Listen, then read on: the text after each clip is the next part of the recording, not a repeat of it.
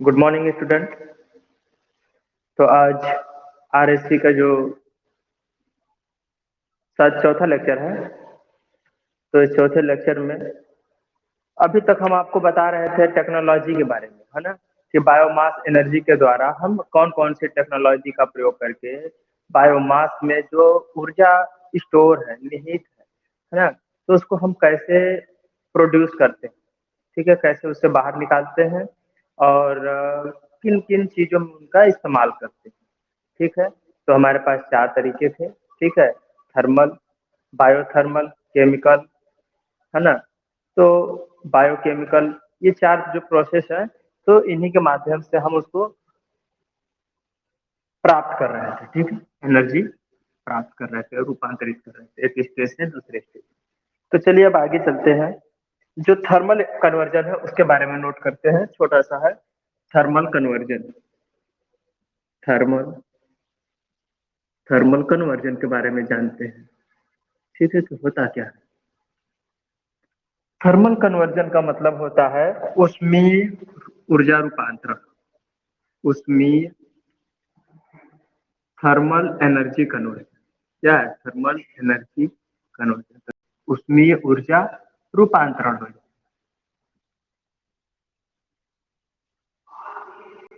अब देखिए आ रहा है, डियर स्टूडेंट बताइए।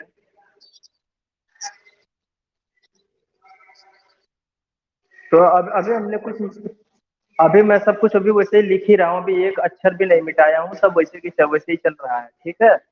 तो मैं एक बार फिर से बता देता हूँ। एक्चुअली में हुआ क्या है ना कि कुछ गलती से फोन आने लगते हैं ना पढ़ाने के दौरान, तो वो सिस्टम थोड़ा गड़बड़ा हो जाता है, ठीक है। तो मैं अभी बताता हूँ। तो देखिए, मैं कह क्या रहा था कि जो हमारे पास बायोमास एनर्जी थी, उस बायोमास के द्वारा हम कैसे कैसे टेक्निक्स का इस्तेमाल करते हैं। तो हमने 4 टेक्निक बताई थी कल आपको, ठीक है। थर्मल कन्वर्जन था, थर्मल केमिकल कन्वर्जन था, बायोकेमिकल कन्वर्जन था और केमिकल कन्वर्जन था।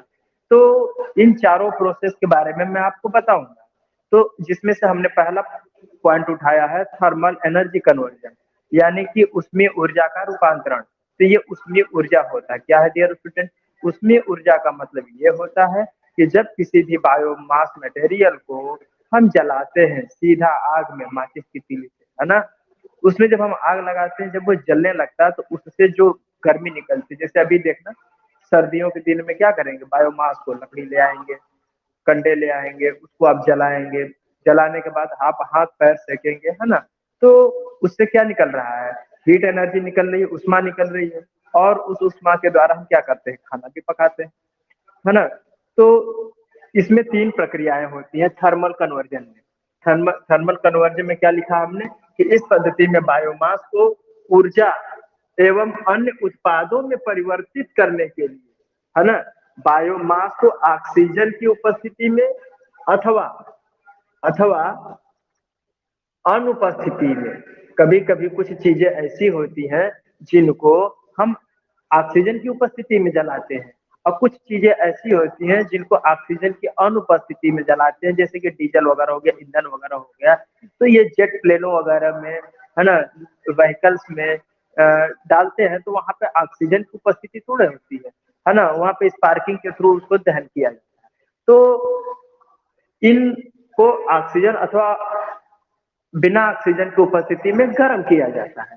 तो इस प्रोसेस में डायरेक्ट कंबशन आता है, पहला तरीका है डायरेक्ट कंबशन, दूसरा है पायरोलिसिस और तीसरा है टेरिफिकेशन प्रोसेस, इत्यादि शामिल है।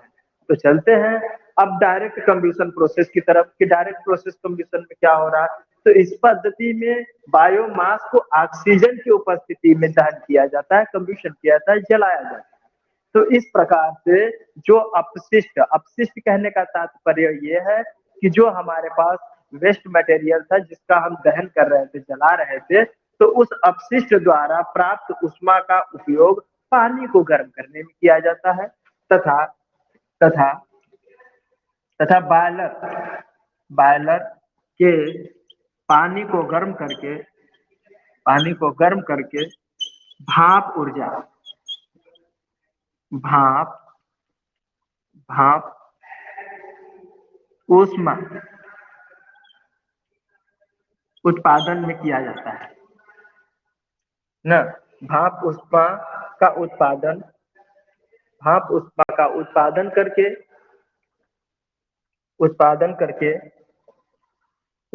करके स्टीम इंजन या स्टीम टरबाइन, इसको स्टीम टरबाइन को चलाने के लिए, स्टीम टरबाइन को चलाने या संचालित करने के लिए, स्टीम इंजन को, टरबाइन को करके संचालित करके विद्युत जनरेटर द्वारा विद्युत जनरेटर द्वारा विद्युत ऊर्जा उत्पादन में जनरेटर द्वारा विद्युत ऊर्जा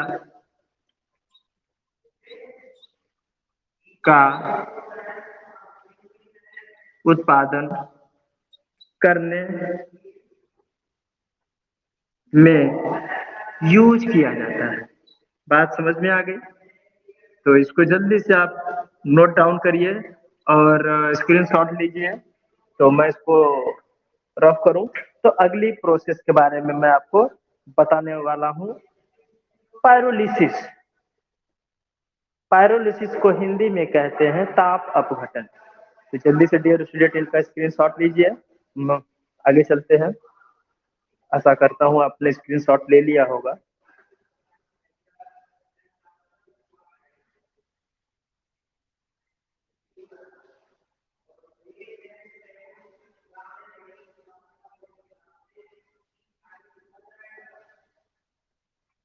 स्क्रीनशॉट ले लिया? हाँ, टेरिफिकेशन है, TERREFICTAION,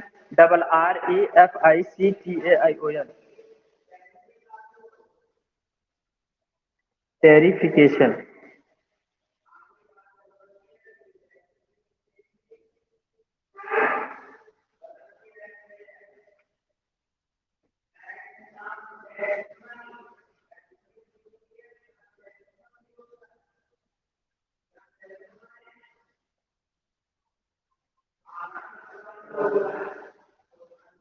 If you have written, then I delete this matter.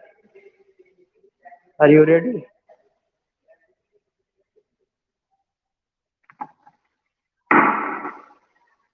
तो उतार लिया होगा, तो हम रफ करें उसको डियर स्टूडेंट।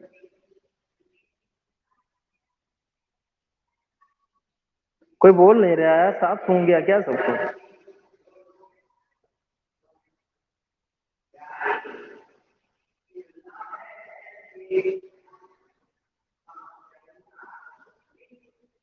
चलिए अब मैं रफ करता हूँ, बहुत समय हो गया, अब आगे चलते हैं।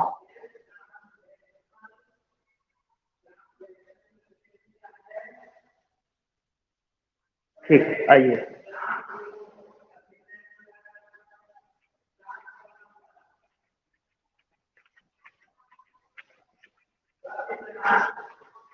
तो अब आपको लेके चलता हूं मैं इसमें नेक्स्ट पॉइंट पे, पायरोलिसिस। पायरोलिसिस का मतलब होता है ताप अपघटन। अब ये ताप अपघटन कौन सी प्रक्रिया आ गई भाई? आप लोग लग रहा है शायद कुछ नए नए सुन रहे होंगे या कुछ सुने भी होंगे, तो शायद जानते नहीं होंगे, तो आज जान भी जाएंगे। ठीक है, तो आइए पायरोलिसिस के बारे में लेकर चलते हैं। नोट करिएगा, पायरोलिसिस। पायरोलिसिस का मतलब होता है ताप अपघटन।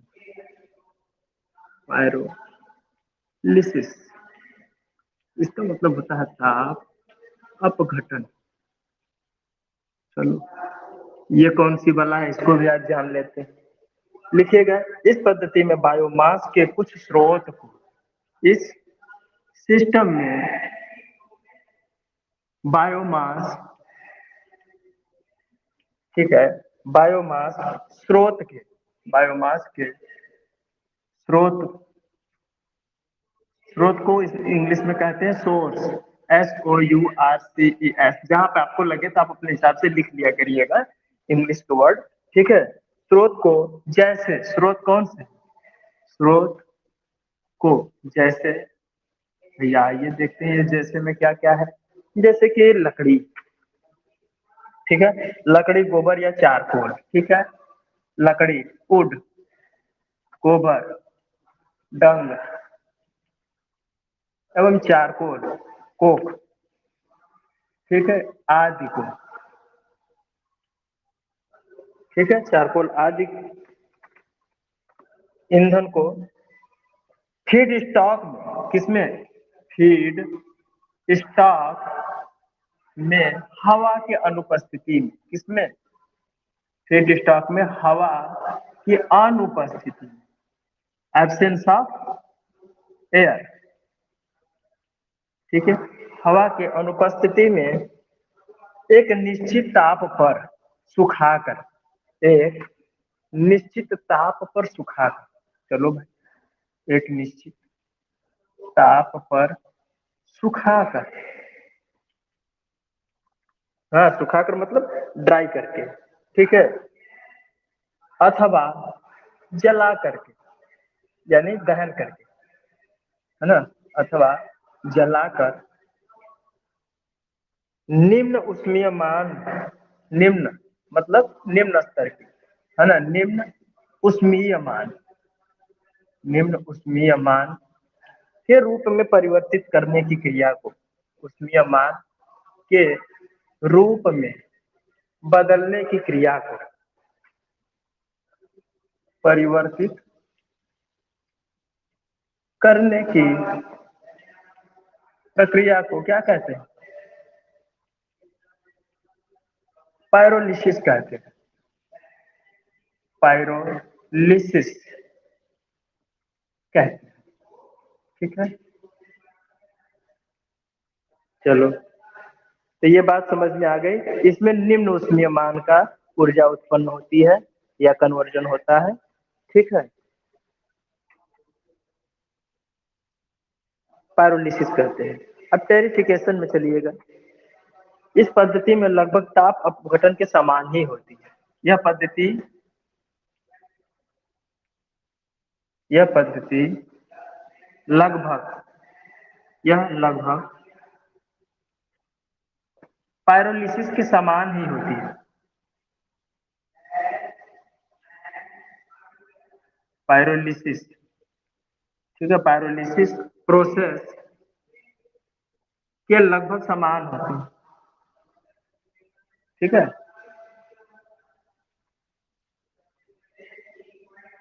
अब आगे लिखते हैं इसमें, लेकिन इनमें प्रचालन तापमान का मान निम्न होता है, लेकिन इनके प्रचालन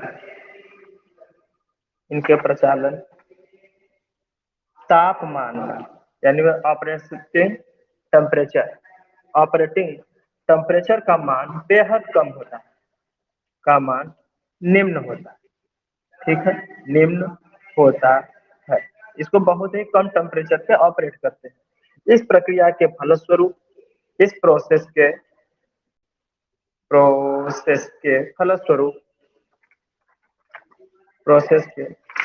परिणाम स्वरूप या फलस्वरूप ऊर्जा का अंतिम उत्पाद क्या होता है, एक ठोस ईंधन, क्या होता है, एक ठोस ईंधन जैसे कोल, क्या है, कोल है, ठीक है। इसको इतनी मध्यम प्रक्रिया में इसको जलाया या सुखाया जाता, मध्यम आंच पे या मध्यम टेम्परेचर पे, तो उसमें से जो पानी होता है या गैस होती है, जो हानिकारक चीजें होती हैं, वो निर्मुक्त हो जाती हैं। तो उसके बाद जो प्राप्त होता है, हमको जो मटेरियल प्राप्त होता है, वो एक ठोस के रूप में प्राप्त होता है, जिसको कोल कहते हैं, ठीक है, कोल होता है, जिसे जैव कोयले के रूप में भी जाना जाता है। इसे जैव कोयला जैव कोयले के नाम से भी जाना जाता है, नाम से भी जाना जाता है, ठीक है। अब बात समझ में आ गई होगी आप लोगों को, ठीक है, कि ये तीनों प्रोसेस कौन कौन से हैं। पहला प्रोसेस खत्म कर दिया था, दूसरा और तीसरा यहाँ पे खत्म कर दिया हमने। तो ये अभी तक तो आपने पढ़ा केवल थर्मल वाले, ठीक है। अब थर्मल वाले के बाद आपको लेके चलता हूं मैं बायोमास के सोर्स, ठीक है। तो बायोमास के सोर्स आ जाएगा, गड़बड़ है।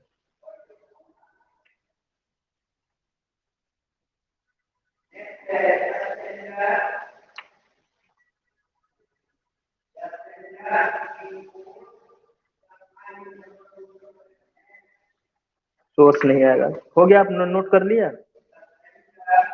ये जुड़ता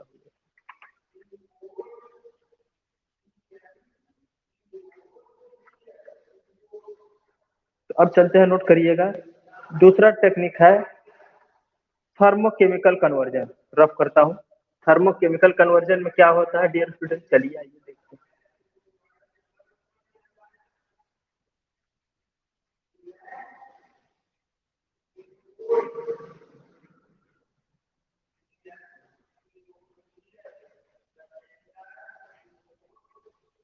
हेडिंग डाल लीजिएगा थर्मोकेमिकल कन्वर्जन।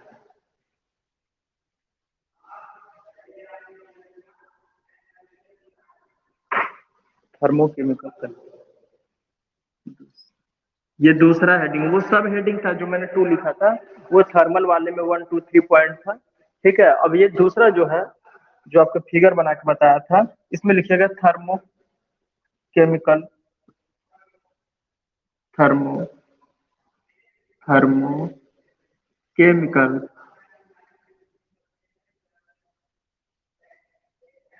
केमिकल कन्वर्जन, है ना, एनर्जी कन्वर्जन, ठीक है। इसमें क्या होता है, चलिए इसमें नोट करिएगा।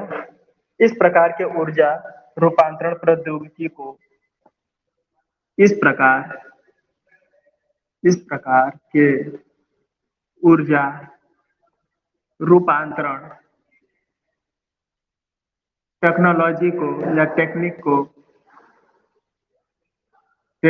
को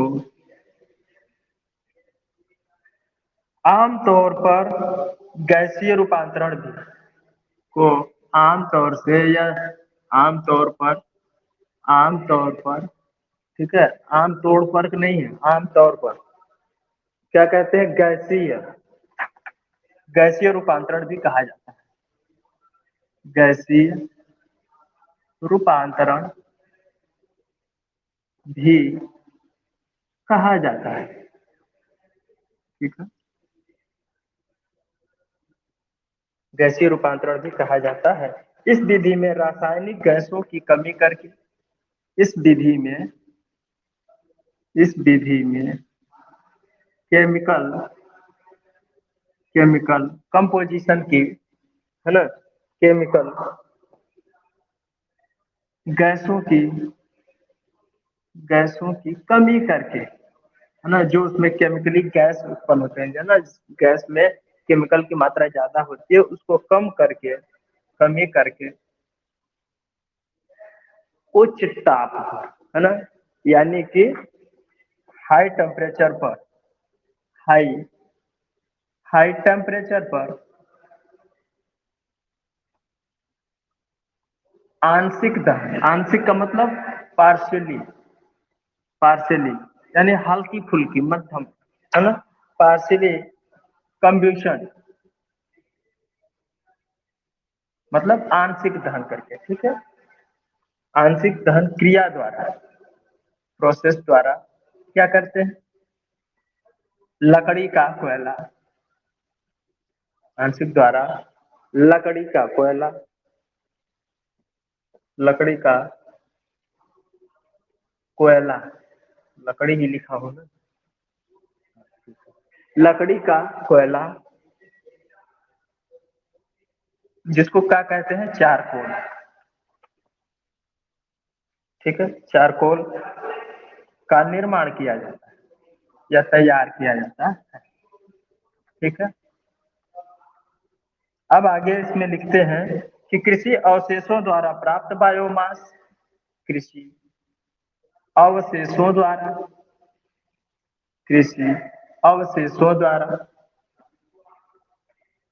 अवशेषों द्वारा प्राप्त बायोमास, बायोमास का प्रमुख उपयोग, है ना, मुख्य उपयोग, मुख्य उपयोग गैस टरबाइन को, किसको, गैस टरबाइन के लिए किया जाता है। ठीक है, गैस टरबाइन के लिए किया जाता है।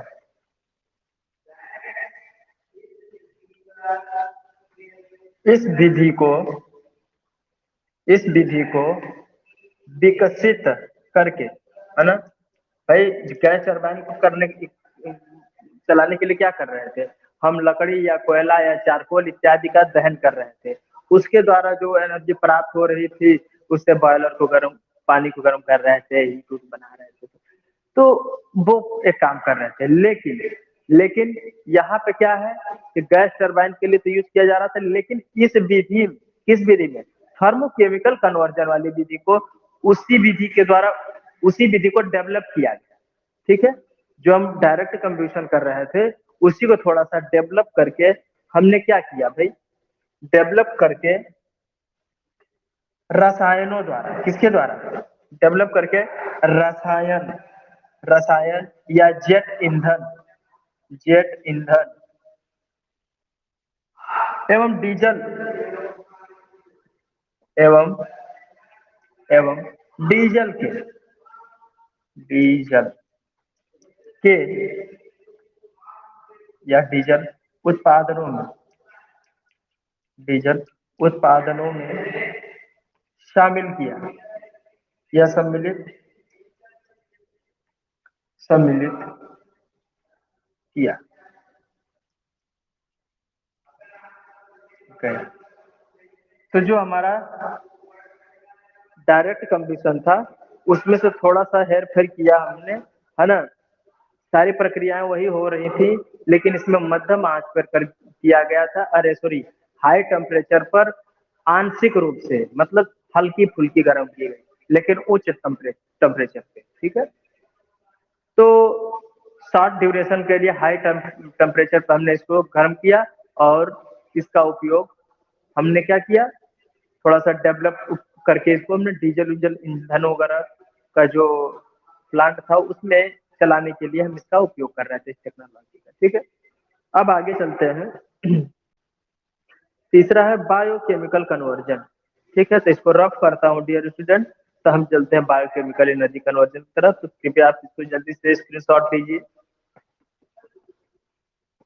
ले लिया होगा स्क्रीनशॉट, गुड जॉब। किसी को समझ में नहीं आ रहा है तो बता देना भाई, मेरे प्यारे शिष्यों, किसी को कोई समस्या परेशानी, हाँ, ओके, बस बस बस ऐसे ही होना ही चाहिए कि पढ़ते रहे बच्चे, समस्या होनी ही नहीं चाहिए, या तो फिर समस्या तब नहीं होती है या तो जब पढ़ते नहीं, नहीं तो खूब बढ़िया से पढ़, या तो फिर हम बढ़िया से पढ़ा दे रहे होंगे कि समस्या ही नहीं आ रही। चलो, तो आगे चलते हैं।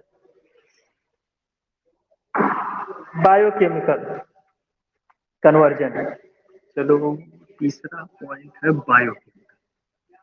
Biochemical conversion. अरे हम आपको ऐसा ऐसा मैटर दे देंगे ना, धूम मचा देंगे एग्जाम में। ठीक है, तो लिखिएगा, इस विधि में बायोमास को फीड स्टॉक, बायोमास को, बायोमास को, इस विधि में बायोमास को फीड स्टॉक में, फीड स्टॉक क्या होता है,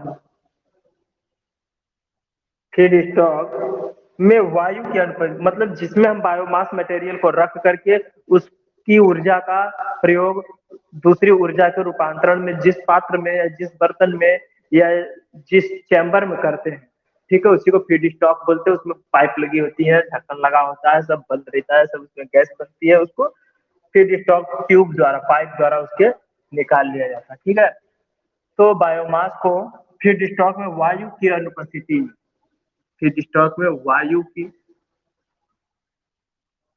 की अनुपस्थिति में, अनुपस्थिति में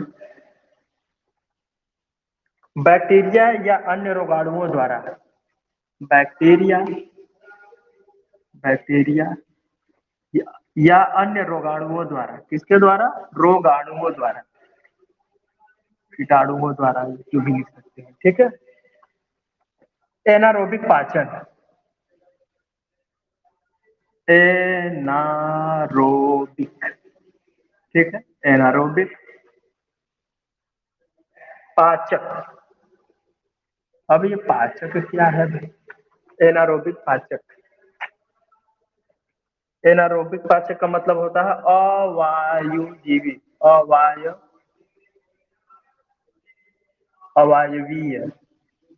ठीक है, मतलब जो जीव ऐसे होते हैं जो बिना वायु की उपस्थिति में जिंदा रहते हैं।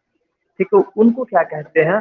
अवायवीय जीव या बैक्टीरिया या रोगाणु। ठीक है, तो अवायवीय एवं किण्वन, किण्वन का मतलब होता है फर्मेंटेशन, किण्वन मतलब उसमें कीड़े पड़ना है। ठीक है, किण्वन, फर्मेंटेशन, फर्मेंटेशन, फर्मेंटेशन की प्रक्रिया द्वारा, फर्मेंटेशन द्वारा बायोमास, बायोमास को गैसीय एवं तरल के रूप में, गैसियस, गैसियस एवं लिक्विड फॉर्म में,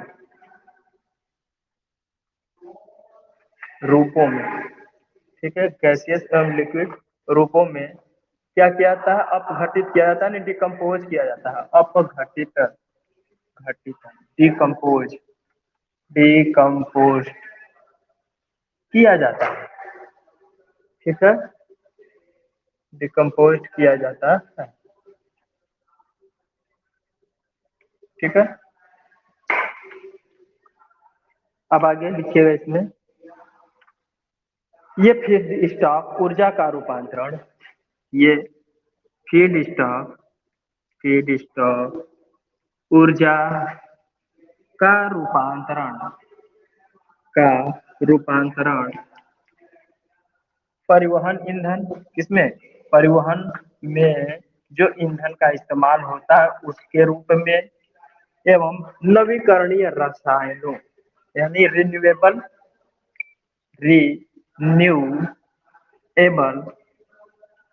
है ना, रिन्यूएबल केमिकल्स, रिन्यूएबल केमिकल्स के रूप में, के रूप में यूज कर सकते हैं, या रूपांतरण के रूप में कर सकते हैं, कर सकते हैं। क्यों? हमने उसको बदलाव किया ना, यूज थोड़ी नहीं करनी। फिर स्टॉक के द्वारा हमने इन सारी चीजों में कन्वर्ट कर लिया। फिर अब अगला बचा है हमारे पास लास्ट, केमिकल कन्वर्जन। तो इसको स्क्रीनशॉट लीजिए और चलते हैं केमिकल कन्वर्जन की तरफ। चलिए, स्क्रीनशॉट हो गया होगा। केमिकल कन्वर्जन चलते हैं।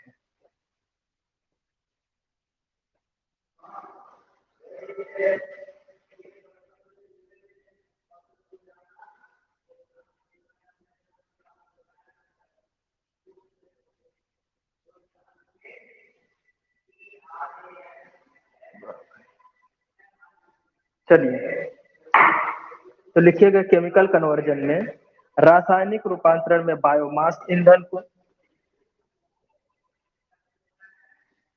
रासायनिक ईंधन में बायोमास को, रासायनिक रूपांतरण में, रूपांतरण में बायोमास को, बायोमास को फ्यूल, फ्यूल का मतलब होता है ईंधन। ठीक है, फ्यूल को लिक्विड, लिक्विड फ्यूल में, ठीक है, लिक्विड, लिक्विड फ्यूल में रूपांतरित किया जाता है, रूपांतरित करने के लिए, रूपांतरित करने के लिए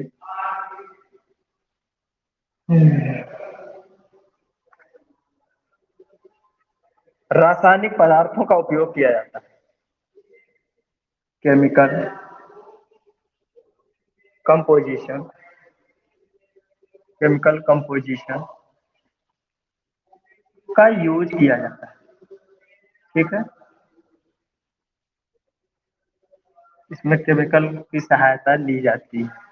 ठीक है, केमिकल कंपोजिशन का यूज किया जाता है, जिससे ये अधिकांशतः बायोडीजल में परिवर्तित हो जाते हैं।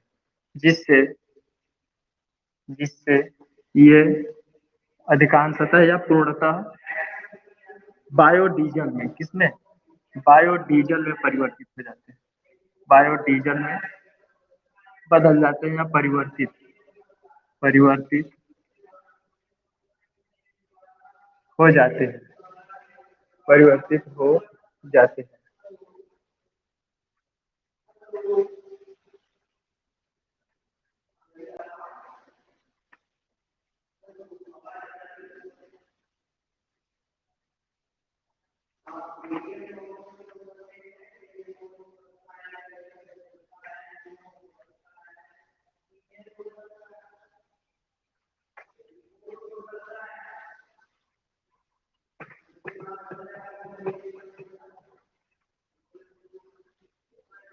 अब अगला हेडिंग आपका कौन सा है? ड्राई एंड वेट वाले के बारे में पूछ रहा है। हाँ, तो लिखिएगा method of generating energy from biomass. चलिए,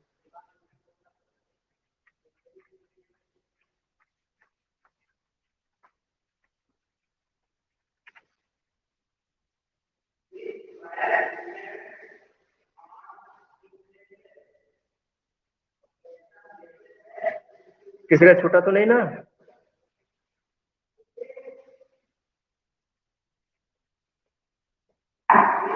चलिए,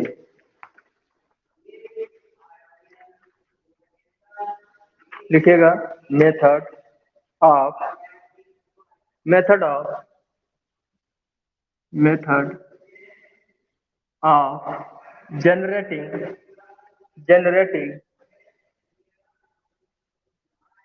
मेरी आवाज प्रॉपर मिल रही है कि नहीं? वीडियो आ रहा है कि नहीं? ठीक है, ठीक है, ओके।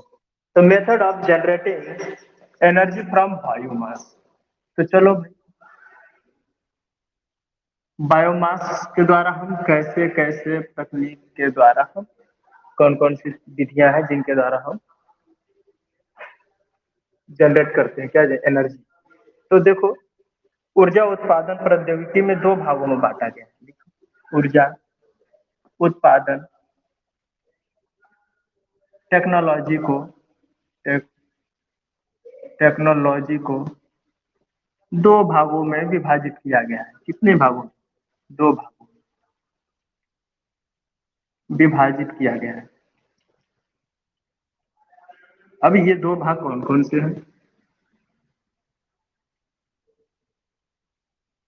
तो देखिए, पहला है ड्राई प्रोसेस, ड्राई प्रोसेस, और दूसरा होता है वेट प्रोसेस।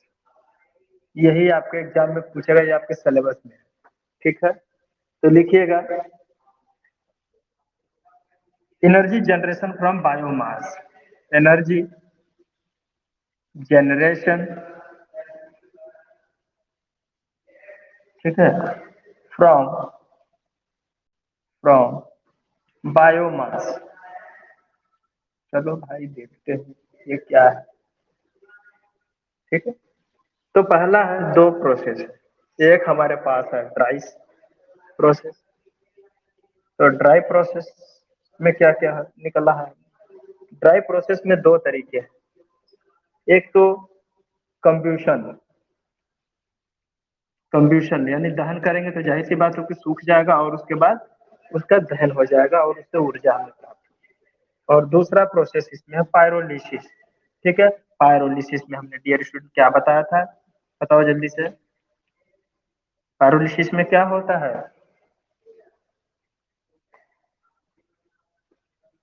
अभी अभी बताया था कि पायरोलिसिस में केवल हल्की फुल्की आंच पे या मध्यम लौ पे इसको ऑक्सीजन की उपस्थिति अथवा ऑक्सीजन की अनुपस्थिति में हम इसको क्या करते हैं, सुखाते हैं और इसका कंप्यूशन करते हैं। वेट प्रोसेस में क्या है, वेट प्रोसेस में भी एनारोबिक डाइजेशन। एनारोबिक डाइजेशन का मतलब क्या होता है आपको पता होगा नहीं। एनारोबिक डाइजेशन, डाइजेशन, ठीक है। एनारोबिक डाइजेशन का मतलब होता है अवायवीय पाचन, अवायवीय पाचन, ठीक है, अवायवीय पाचन। और दूसरा होता है गैसीकरण, गैसिफिकेशन। क्या हो गया, गैसिफिकेशन यानी गैसीकरण। और नेक्स्ट वाला होता है लास्ट वाला, इसको कहते हैं फर्मेंटेशन।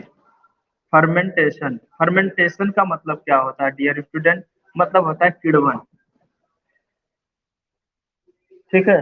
बस, तो आज के लिए बस इतना ही। तो आज के लिए बस इतना ही।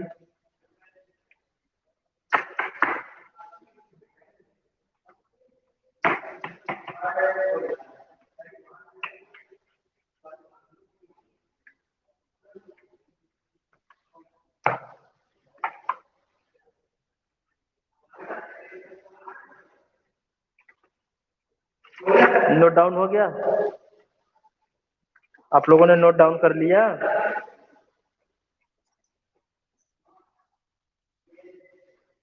चलो बहुत बहुत धन्यवाद।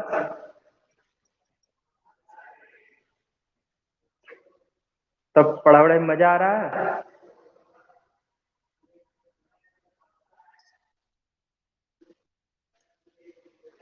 नहीं नहीं नहीं, जो चीजें आपको pure and neat and clean जो मुझे देनी है मैं आपको बराबर देता रहूंगा, ठीक है।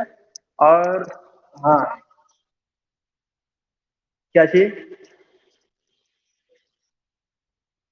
ऑफलाइन क्लास इसलिए नहीं चलाई जा सकती कि कुछ पेरेंट्स से बात हुई है, तो वो कह रहे हैं कि नहीं हम अपने बच्चों को अब जब तक सरकार उत्तर प्रदेश सरकार अगर प्रयासरत रहेगी ऑनलाइन क्लास चलाने के लिए, तो ये हमारे लिए, हम गार्जियनों के लिए बहुत बेहतर है। हमने पूछा ऐसा क्यों, उनका कहना था कि बच्चे ऑफलाइन में रहेंगे तो सबसे फायदा ये होता है कि कम से कम घर में आंखों के सामने रहेंगे हैं।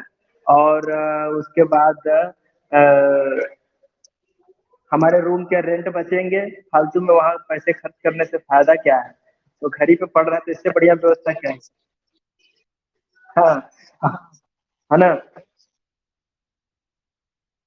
हाँ हाँ हाँ, हम समझ रहे हैं। तो वही आप लोगों के पेरेंट्स तो यही कह रहे थे, तो हमने कहा ठीक है ये भी सही काम है। हाँ, अरे नहीं, घर का काम हम करते रहते रहे ना, तो उसके बच्चे हट्टे कट्टे तंदुरुस्त हो जाते हैं एक्सरसाइज करते हुए हैं। हाँ, और जो जो बेचारी लड़कियां हैं, इनको चूल्हा चौका करने नहीं आता तो पढ़ते भी रहेंगे और उस साल कुछ काम वो भी सीख जाएंगे, है ना। तो इस समय का एकदम लाभ उठाइए। ठीक है चलो, ले यार, जब पढ़ाते अच्छा है तो मजाक भी अच्छा कर लेंगे, अगर पढ़ाते अच्छा नहीं होंगे तो मजाक भी अच्छा नहीं कर पाएंगे। अच्छा, चलो ठीक है, तो bye bye, thank you class.